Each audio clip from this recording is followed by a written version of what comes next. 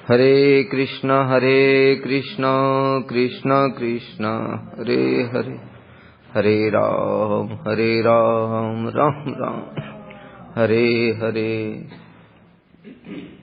श्री बृहद भागवतामृतम द्वितीय खंड पंचम अध्याय। हम लोग सुन रहे थे श्री नारद जी गोलोक महात्म्य का वर्णन कर रहे हैं गोप कुमार जी के सामने। मर्त्यलोकान्तरस्थस्य मथुरा गोकुलस्य च महात्म्यं सर्वतः श्रेष्ठम आश्चर्यकेन वर्ण्यताम्। मर्त्यलोकान्तरस्थस्य, मर्त्यलोक में प्रकटित, मर्त्यलोक अंतरस्थस्य, मर्त्यलोक के भीतर में जो विराजमान है, क्या? मथुरा और गोकुल, मथुरा मंडल के स्थित, मथुरा मंडल के अंतर्गत जो ब्रज भूमि गोकुल है, महात्म्यम सर्वतः श्रेष्ठम, अपने महात्म के कारण सबसे श्रेष्ठ है। अतः आश्चर्य केन वर्ण्यताम्, उस गोकुल के श्रेष्ठतम महात्म को वर्णन करने में कौन समर्थ हो सकता है। जैसा कि हम लोगों ने सुना था, रूप गोस्वामी पाजी ने उपदेशामृत में ये वर्णन किया है, वैकुंठा जनितो परा मधुपुरी तत्रापि रासोत्सवाद वृंदारण्य। वैकुंठ से भी श्रेष्ठ मथुरा है, क्योंकि मथुरा में भगवान की जन्म लीला होती है, वैकुंठ में जन्म लीला नहीं है। उससे भी मथुरा मंडल में फिर वृंदारण्यम, वृंदावन श्रेष्ठ है, क्योंकि वहां पर रासोत्सवाद, रास उत्सव होता है, भगवान की सर्वोत्तम लीला है वो। भगवान स्वयं ही कहते हैं, संत यद्यपि में प्राज्ञा लीलास्तास्ता मनोहरा, नहीं जाने स्मृते रासे मनो में कीदृशम भवेत।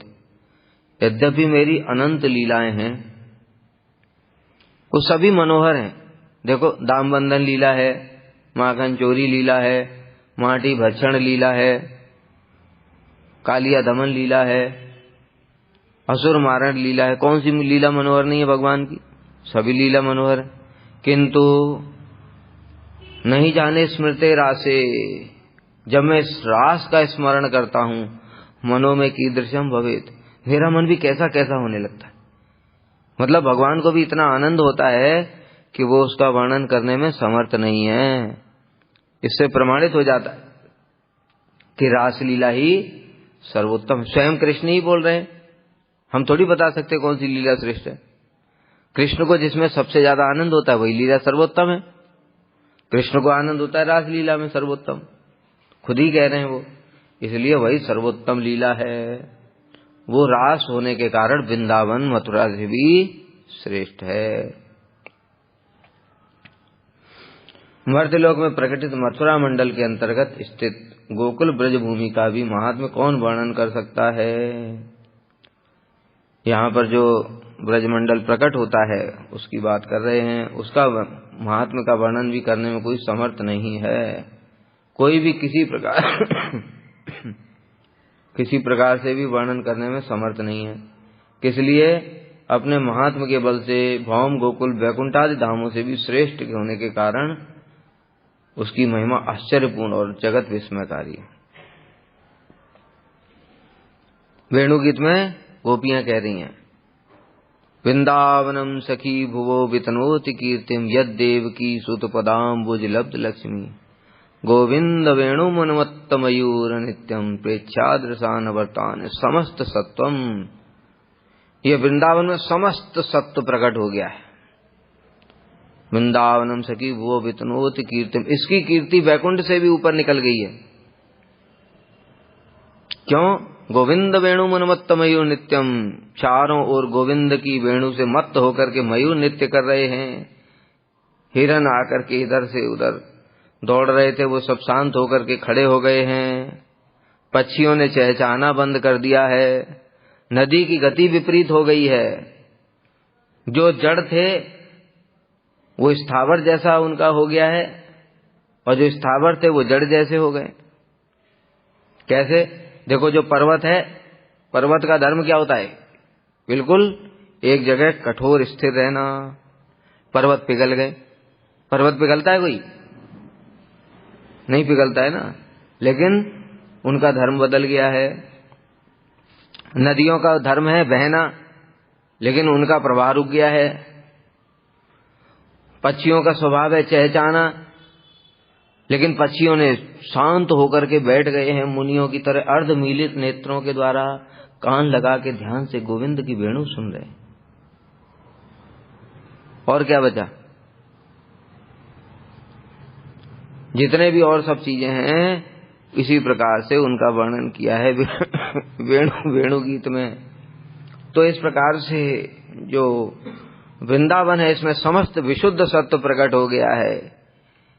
इस और भी गोपी गीत में वर्णन है, जयति तेधिकम जन्मना ब्रज श्रयत इंदिरा शश्वदत्रहि।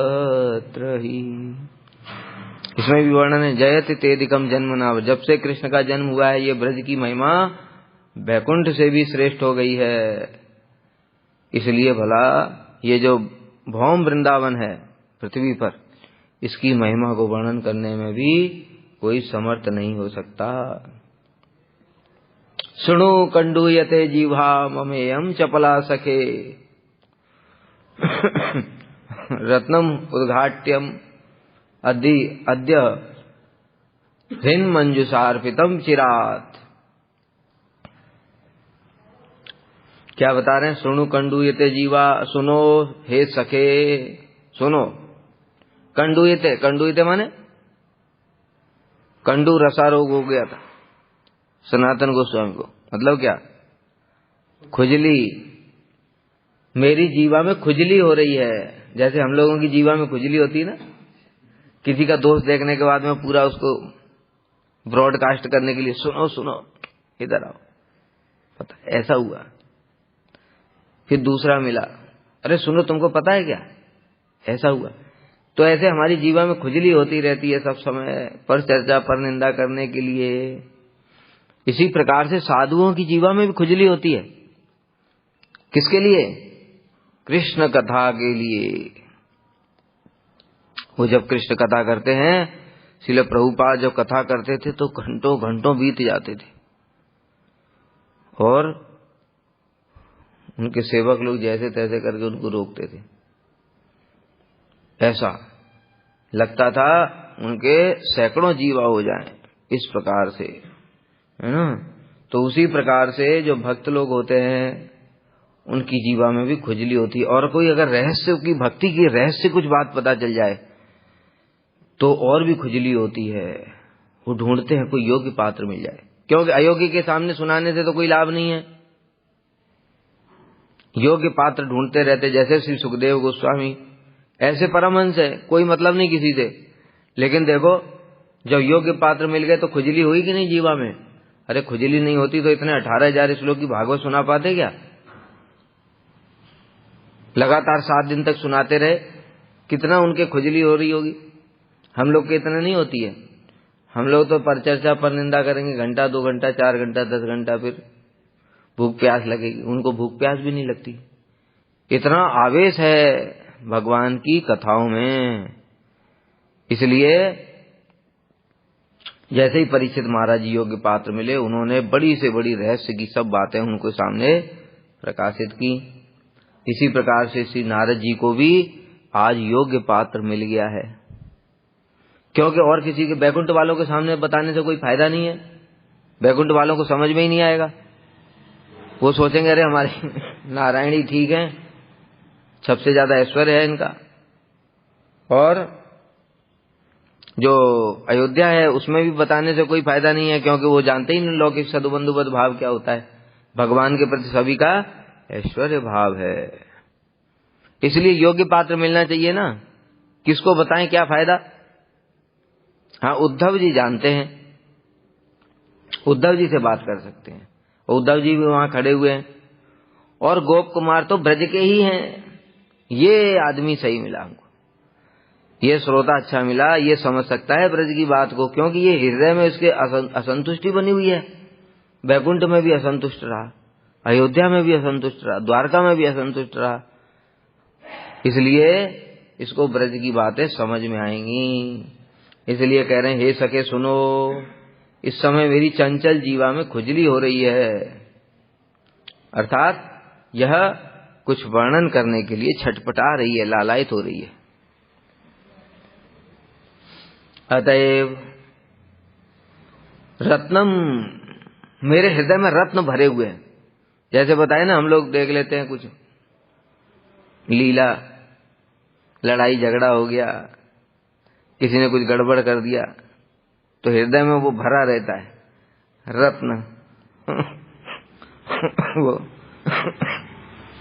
कुरत्न है। वो कुरत्न को निकालने के लिए छटपटाते हैं। ऐसे ही घर घर में देखो, सास बहू में एक दूसरे की चुगली करने के लिए हृदय में भरा रहता है। जैसे ही कोई मिल जाता है तुरंत छटपटाते रहते, तुरंत सुनाना शुरू कर देते हैं। उसी प्रकार से भक्त लोग अपने हृदय में रत्न रखते हैं। वो रत्न क्या है? भक्ति संबंधी अनुभूतियां। भक्ति संबंधी अनुभूतियां जब कोई योग्य पात्र मिल जाता है तब वो उसको प्रकाशित करते हैं, अन्यथा प्रकाशित नहीं करते। तब तक रखे ही रहते, क्योंकि योग्य पात्र अयोग्य पात्र के सामने बोलने से कुछ लाभ ही नहीं होगा, रसास्वादन भी नहीं होगा, ऊपर से रस भंग और हो जाएगा। वो अरे सखा लोग अपने भगवान को झूठा खिला देते हैं। लो अभी क्या बोलोगे? कहे भैया तुम जाओ यहां से। उसको समझ में ही नहीं आएगा। लेकिन जो योग्य पात्र है, जो ब्रज का भाव है जिसके अंदर में, तो उसके हृदय में क्या भावना आएगी? अच्छा, ऐसी भक्ति क्या मेरी भी हो सकती है? क्या मैं भी कभी किसी दिन कृष्ण के साथ ऐसे गले मिलूंगा, ऐसे हंसी मजाक करूंगा, ऐसे कृष्ण को अपने कंधे पर चढ़ाऊंगा और उनकी सेवा करूंगा? ऐसी भावना आएगी। उसके सामने बोलने से भी आनंद आएगा। इसलिए यह कुछ वर्णन करने के लिए लालायित हो रही है। अतः रत्नम उद्घाटयम अद्य, मैं इन रत्नों का आज उद्घाटन करूंगा।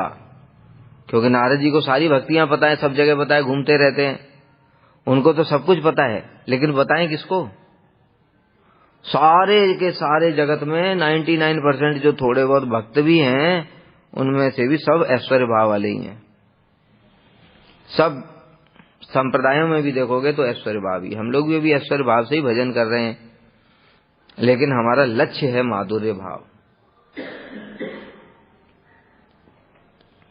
अतः आज मैं अपनी हृदय रूपी पेटी में बहुत समय से रखे रत्नों को प्रकाशित करने के लिए बाध्य हो गया हूं। बाध्य क्यों हो गए? क्योंकि योग्य पात्र सामने आ गया। तथापि मेरे द्वारा कहे जाने वाले उस गोकुल महात्म्य को तुम सावधानी और धैर्य पूर्वक श्रवण करो। इसके लिए सुनो इत्यादि श्लोक कह रहे हैं। यदि कहो कि आप क्यों वर्णन करना चाहते हैं, कहते मैं अब रह नहीं पा रहा, मेरी चंचल जीवा में खुजली हो रही है।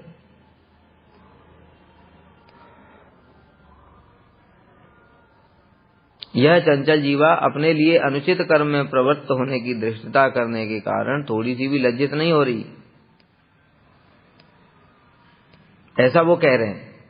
लेकिन वास्तव में अर्थ क्या है कि नारद जी की जीवा गोकुल का महात्म्य वर्णन करने के लिए लालायित हो रही है। अतः मैं अपने हृदय रूपी रत्न पेटी में बहुत समय से रख के महामूल्यवान रत्नों को प्रकाशित कर रहा हूं। तात्पर्य यह है कि महामणि रूप मथुरा गोकुल के महात्म्य को मैं बहुत समय तक पूर्णतः गोपन कर अपने हृदय में धारण करता आ रहा हूं। ये महात्म्य मेरे को बहुत पहले से पता है, अपने हृदय में धारण कर रहा हूं, लेकिन कोई योग्य पात्र नहीं मिलता, इसलिए किसी को बोलता नहीं हूं, तथा कभी किसी के निकट प्रकाशित नहीं किया। किंतु अभी तुम्हारे निकट प्रकाशित करने के लिए मैं अत्यंत लालायित हो गया।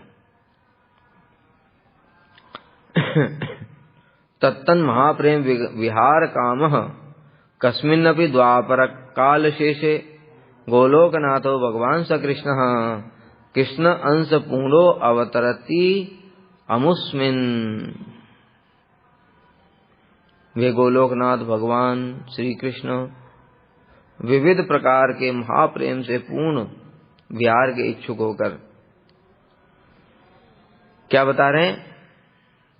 अब ये गोलोक महात्म का वर्णन कर रहे हैं, गोलोक की क्या महिमा है। जो ब्रज में, जो पृथ्वी पर ब्रज है, कि जो गोलोकनाथ भगवान वहां पर जो रहते हैं चित जगत में, वो विविध प्रकार के महाप्रेम से पूर्ण विहार के इच्छुक हो।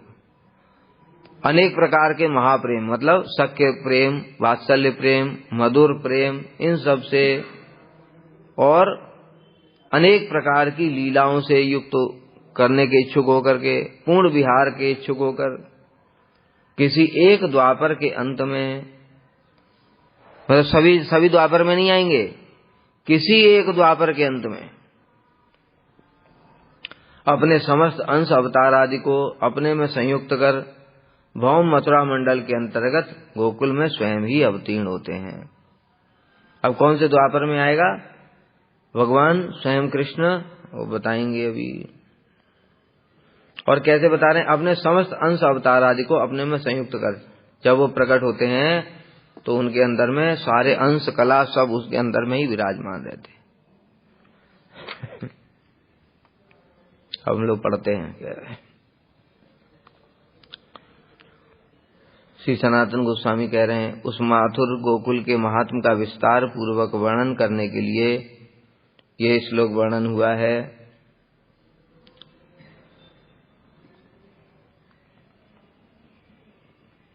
वे गोलोकनाथ श्री कृष्ण अपनी समस्त विभूतियों के साथ, अर्थात भगवत शब्द द्वारा प्रतिपादित समस्त ऐश्वर्य आदि को प्रकट कर अपने समस्त अंशों से परिपूर्ण होकर मथुरा मंडल के अंतर्गत मथुरा गोकुल में अवतीर्ण होते हैं। क्या बताया, एक तो समस्त शक्तियां उनके अंदर विराजमान रहेंगी, अपनी स्वरूप शक्ति, पूर्ण स्वरूप शक्ति श्रीमती राधा रानी को साथ लेकर के आएंगे। विभूति क्या होता है, किसी व्यक्ति की विभूति उसका ऐश्वर्य। कोई व्यक्ति है, उसके पास गाड़ी है, बंगला है, नौकर चाकर हैं, उसकी कंपनी है, फैक्ट्री है, ये सब उसकी विभूतियां हैं। तो उसी प्रकार से जब कृष्ण अवतरित होते हैं तो अपना धाम, उनकी विभूति, धाम में सारे के सारे जितने बताया कैसा उनका धाम है, चिंतामणि प्रकर सद्म सुकल्प वृक्ष, कामधेनु गायें, कल्प वृक्ष, चिंतामणि प्रकर सद्मसु, सब उन धाम में विराजमान हैं। उसके साथ फिर उनके परिकर माता पिता, गुरुजन, सखा, सखियां, गोपियां इत्यादि, उस सब के साथ प्रकट होते हैं, और समस्त ऐश्वर्य भी इस प्रकार से। और दूसरी बात, अपने समस्त अंशों से परिपूर्ण होकर उनके अंदर सारे के सारे अवतार विराजमान रहते हैं। अंश जितने भी हैं भगवान के अवतार, उनके अंदर राम भी हैं, नारायण भी हैं, और उस समय जो जो युगावतार और बाकी जो होते द्वापर में जैसे युगावतार है, वो सब भी उनके अंदर ही रहते हैं। इसलिए वर्णन भी आता है कि कृष्ण कभी भी असुरों को वध नहीं करते, उनके अंदर के जो विष्णु विराजमान हैं वही असुरों का वध करते हैं।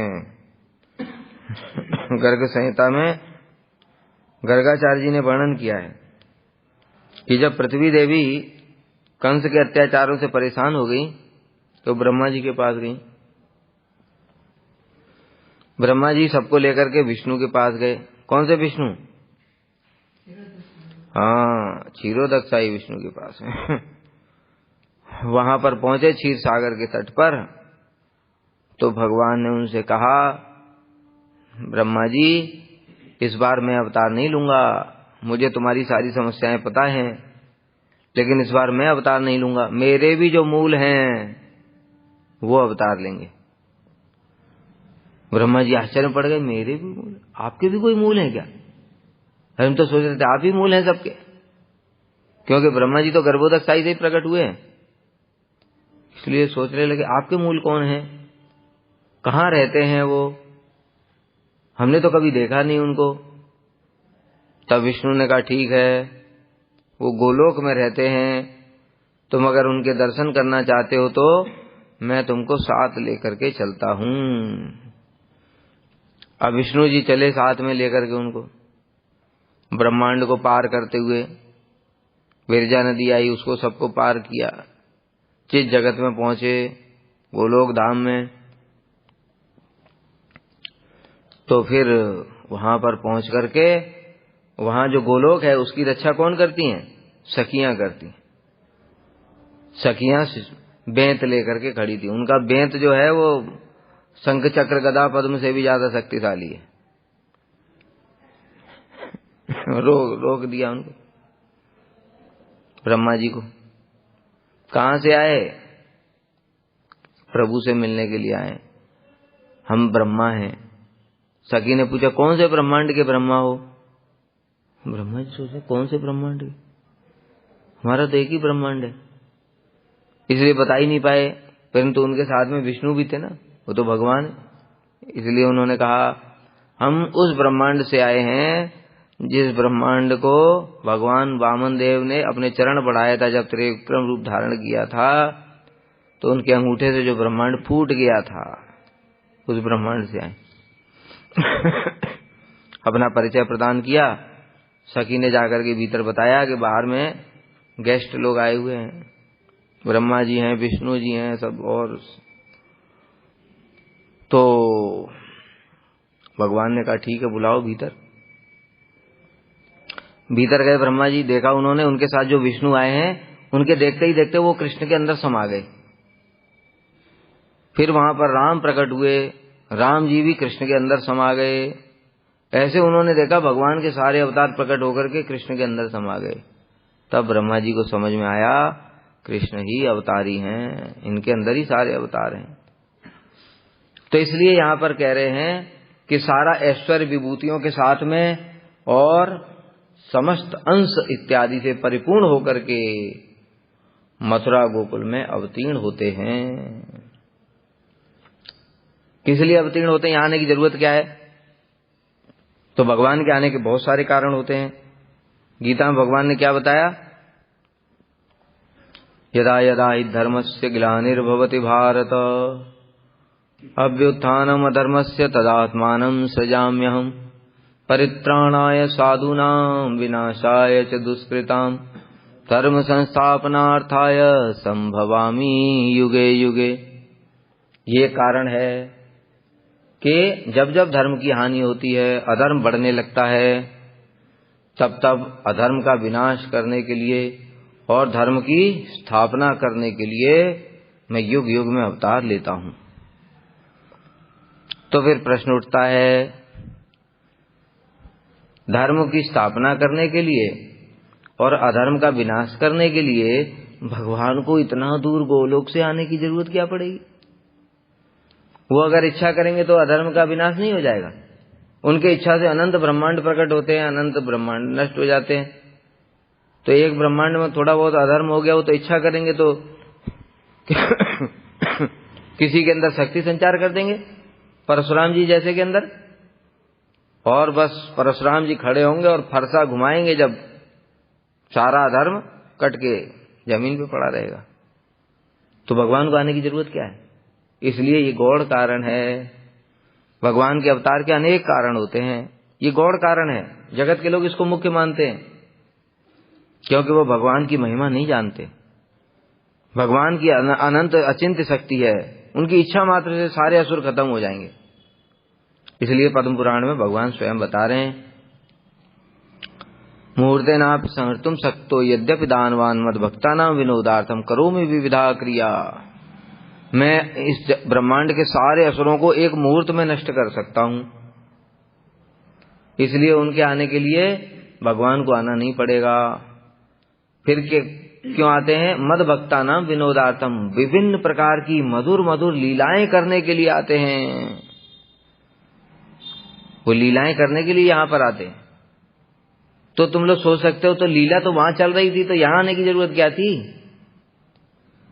इसलिए जरूरत थी क्योंकि हमारे जैसे साधक अगर वहां लीला नहीं करते, यहां भगवान आकर के, तो हम क्या करते फिर? भजन फिर क्या सुनते?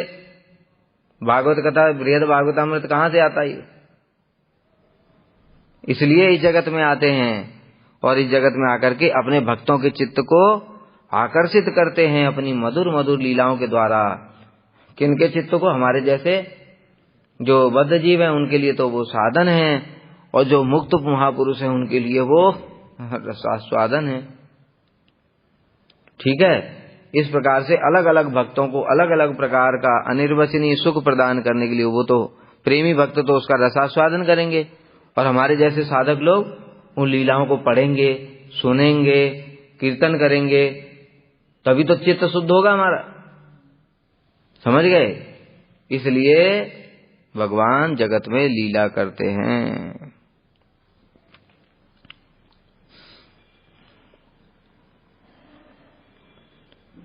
अपने अनिर्वचनीय महाप्रेम से पूर्ण विहार की अभिलाषा के कारण, महाप्रेम से पूर्ण विहार की अभिलाषा, फिर और भी कारण है। बहुत सारे साधक लोग सिद्ध हो रहे हैं, अब वो भाव अवस्था को प्राप्त होकर के प्रेम अवस्था में पहुंच गए। अब वो प्रेम अवस्था में उनकी सिद्धि तभी होगी, भगवान के दर्शन होंगे, भगवान की लीला में उनका प्रवेश होगा, तभी जाकर के वहां पार्षद में पहुंच सकते हैं। इसलिए उनकी सिद्धि नहीं होगी अगर भगवान नहीं आएंगे तो। ठीक है, लेकिन आते कब हैं ये समझ लो। किस समय अवतीर्ण होते हैं? द्वापर युग के अंत में।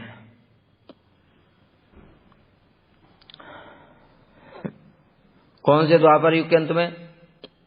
कहते हैं वो किसी भी द्वापर युग के अंत में अवतीर्ण हो सकते हैं, किंतु ब्रह्मा के किसी किसी कल्प में सप्तम मनवंतर के 28वें चतुर्युग के द्वापर में युग की संध्या में अवतरित होते हैं। जैसे ये वाला जो द्वापर चल रहा है,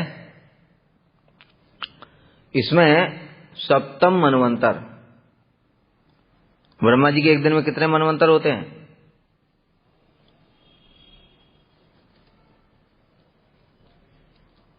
14 मनवंतर होते हैं। ब्रह्मा जी का एक दिन में कितना चतुर्युग होता है?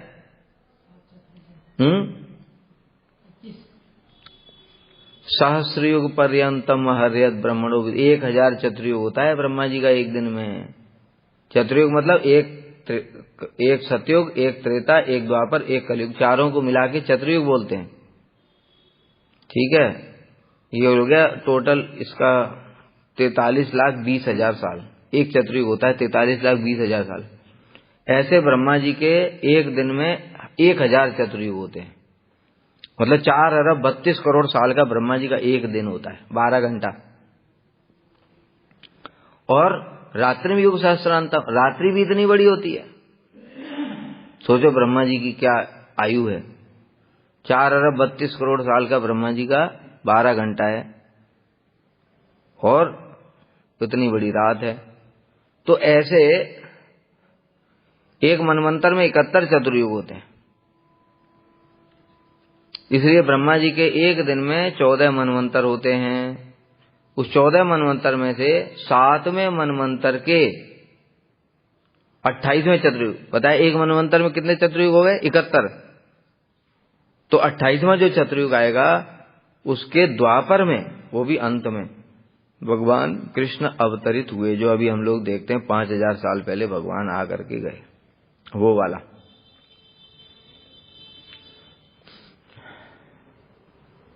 ऐसा शास्त्रों में प्रसिद्ध है। यद्यपि क्या बताया, ये भगवान के लिए कोई रिस्ट्रिक्शन नहीं है कि भैया जो ऐसे है तो ऐसे ही रहेगा। भगवान तो परम स्वतंत्र है, वो किसी भी द्वापर में, किसी भी चतुर्युग के अंत में प्रकट हो सकते हैं। लेकिन मुख्य रूप से जो वर्णन है शास्त्रों में, वो 7वें मनवंतर के 28वें चतुर्युग में वर्णन है। तब वे उस द्वापर युग की संध्या में प्रकटित होने वाले अपने अंश अवतार अथवा युगावतार, युगावतार कौन से होते हैं?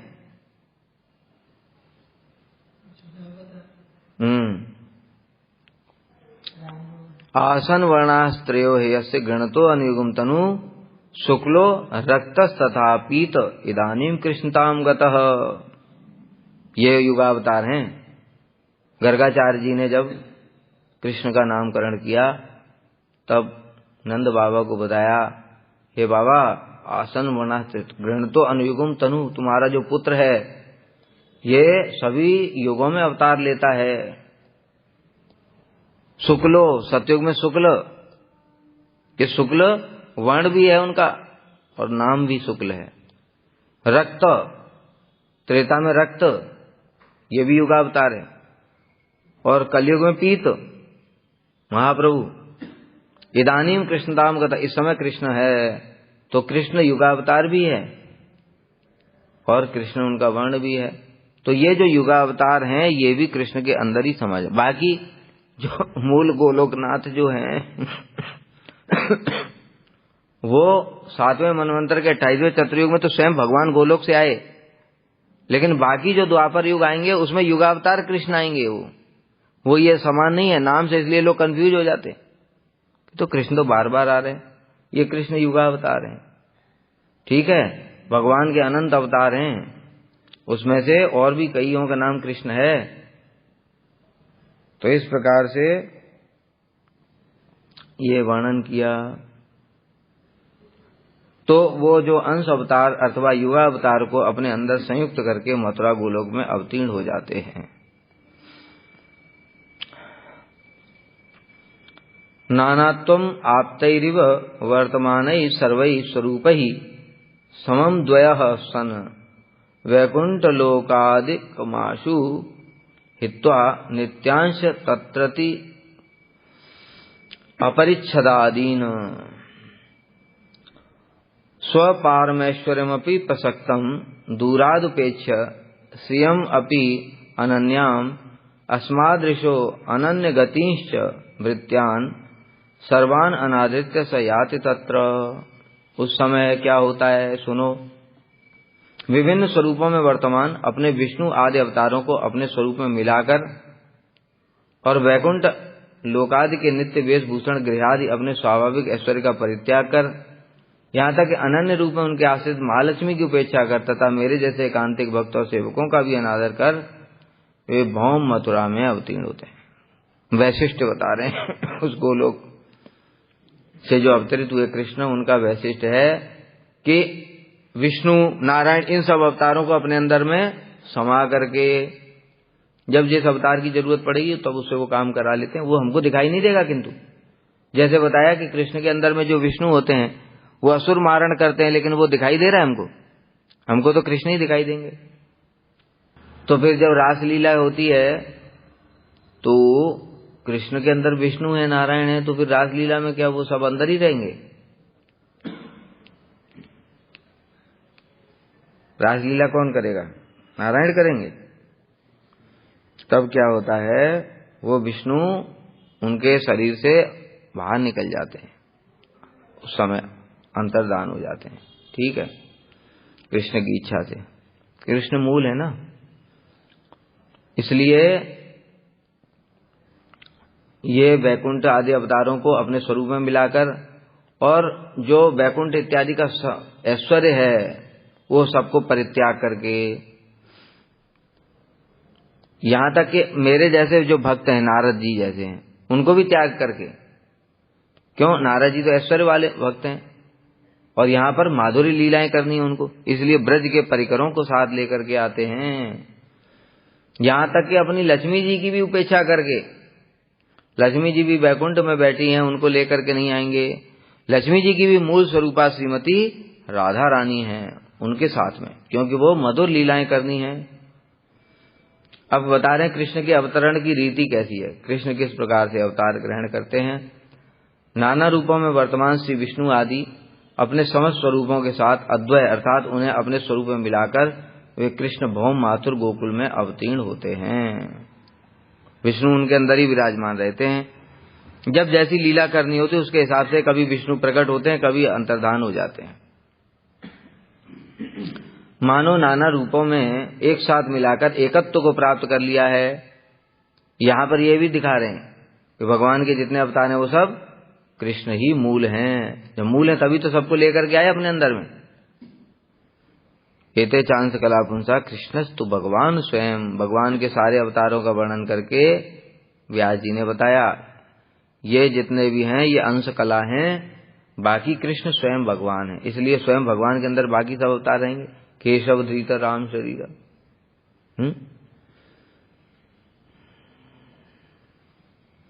किस प्रकार अवतीर्ण होते? मानो नाना प्रकार के रूपों को एक साथ मिलाकर एकत्व को प्राप्त किया है। इसकी अपेक्षा वैकुंठ इत्यादि कह रहे प्रथम आदि शब्द का अर्थ स्वर्ग लोक से आरंभ कर वैकुंठ स्थित द्वारका तक धामों और उन स्थानों के अनुरूप अपने भूषण आयुध गृह आसन आदि को परित्याग कर देते हैं। क्या बता रहे हैं? जैसे नारायण है वैकुंठ में, शंख चक्र गदा पद्म विराजमान है उनके अंदर, उन सबको परित्याग करके कृष्ण के अंदर में आ गए। राम जी हैं वो धनुष बाण को छोड़ करके आएंगे। इस प्रकार से उन स्थानों के अनुसार जो जो उनके आयुध होते हैं, वस्त्र होते हैं, ऐश्वर्य होता है, वो सब छोड़ देते हैं। नारायण तो मोर मुकुट थोड़ी पहनते हैं, वो ऐश्वर्य दिव्य मुकुट पहनते हैं, सोने हीरे मोती वाला। तो इन सब वैकुंठ स्थित द्वारका तक धामों और उन स्थानों को भूषण आभूषण, उनके जो सुंदर अलंकार, आयुध, अस्त्र शस्त्र, गृह, जो वैकुंठ द्वारका अयोध्या ये घर हैं उनके, इन सब को परित्याग कर देते हैं और कृष्ण के अंदर में विराजमान रहते हैं। अपने सेवकों को, अब जो वहां पर जो जो भगवान के जो जो अवतार हैं वहां उनके साथ सेवक भी तो हैं, उन सब सेवकों को भी परित्याग कर देते हैं। यहां तक कि जो लक्ष्मी जी हैं, अनन्य शरणागत महालक्ष्मी का भी अनादर कर देते हैं, जो सब समय उनकी चरण सेवा करती हैं, उनको भी अनादर कर देते हैं। ऐसा क्यों कर रहे हैं भगवान? उनको साथ ले आते, उनको साथ क्यों नहीं ला रहे हैं लक्ष्मी जी को? क्योंकि उनको साथ ले आएंगे तो गड़बड़ हो जाएगी। कल ही बताया था, लक्ष्मी जी का ऐश्वर्य भाव है और यहां पर माधुर्य लीलाएं होनी हैं, उसमें लक्ष्मी जी सामंजस्य नहीं बिठा पाएंगी, क्योंकि वहां पर बताया राधा जी कृष्ण को डांट फटकार लगा देती हैं, लक्ष्मी जी नारायण को कैसे डांट फटकार लगाएंगे? दरवाजा अगर नारायण खटखटाएंगे तो लक्ष्मी जी तुरंत खोल देंगी, मेरे प्रभु आ गए हैं, और राधा जी कहते कौन हो तुम? और सारी रात खटखटाते रहे बेचारे और भाग गए। अंत में लौट करके घर आना पड़ा खाली हाथ, दर्शन भी नहीं हुआ। ऐसे तो लक्ष्मी जी नहीं कर पाएंगी, इसलिए लक्ष्मी जी की भी तो उपेक्षा करनी पड़ेगी। लेकिन लक्ष्मी जी इतनी मधुर लीलाओं को देख करके मोहित हो जाती हैं और उनके लोभ से पृथ्वी पर आकर के तपस्या करने लगती हैं। बेलवन में कस्यानुभावो अस्य न देव विद्महे तवांग रेणु स्पर्शाधिकार यदवांछया श्री, जो वांछया श्री, लक्ष्मी जी भी जिसकी चरण धूलि की कामना करती हैं, किंतु वैकुंठ को छोड़ करके उसको प्राप्त करने के लिए तपस्या भी करती हैं, किंतु उनको प्राप्त हुआ कि नहीं हुआ इसको पता नहीं है। ये कालिया को कैसे प्राप्त हो गया? नागपत्रियां कह रही हैं। इसलिए इस अवतार के समय वो लक्ष्मी जी को भी परित्याग कर देते हैं, उन्हें अपने साथ नहीं लेते हैं। और तो छोड़ो, मेरे जैसे समस्त सेवक नारद हैं, गरुड़ हैं, ये सब ब्रज में नहीं रहेंगे।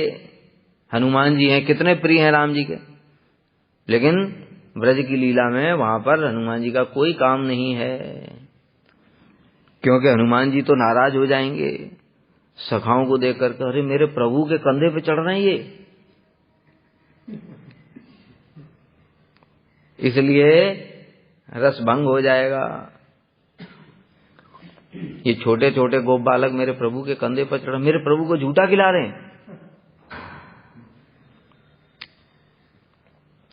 और नित्य पार्षद जो बताई दिया हमने, गरुड़, विश्वक्सेन वैकुंठ के पार्षद, फिर अयोध्या के पार्षद हनुमान, सुग्रीव, जामवंत इत्यादि, और उसके ऊपर द्वारका के पार्षद उद्धव इत्यादि, उन सबको, उद्धव को तो द्वारका में मिलेंगे, लेकिन गोकुल में उद्धव जी नहीं रहेंगे। तो नित्य पार्षदों को, जो उनके अलावा अन्य गति या आश्रय को नहीं जानते हैं, अनादर कर, यानी उन सबको छोड़ करके भौम माथुर गोकुल में अवतीर्ण होते हैं। इस प्रकार से भगवान के अवतार की परिपाटी बता रहे हैं, कैसे भगवान गोलोकनाथ इस जगत में आते हैं। वांछाकल्पतरुभ्यश्च कृपा सिन्धुभ्यैव च पतितानां पावनेभ्यो वैष्णवेभ्यो नमो नमः।